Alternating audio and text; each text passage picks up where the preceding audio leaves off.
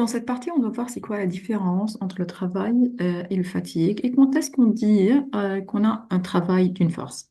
Donc, on regarde tout d'abord le vidéo ci-contre.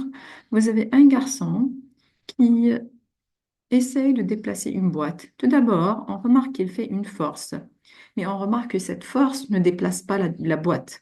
Donc, la question c'est, est-ce qu'on dit que la force exercée par ce garçon fait un travail?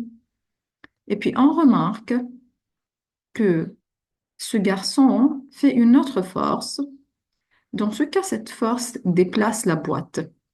Donc, encore, la question c'est, est-ce que cette force admet ou bien fait du travail?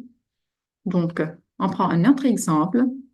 Parfois, on fait déplacer, en faisant une force, on fait déplacer le livre sur la table d'une partie, par exemple, donc on le déplace du point A, ici, vers le point B, ici, en faisant cette force, par exemple.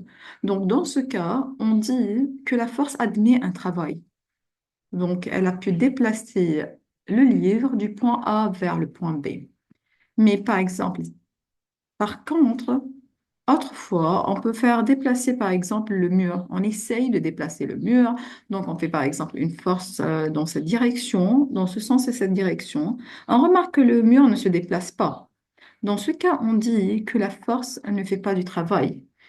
Qu'est-ce qu'il y a seulement? C'est le fatigue. Donc, on est seulement fatigué, mais la force elle-même ne travaille pas.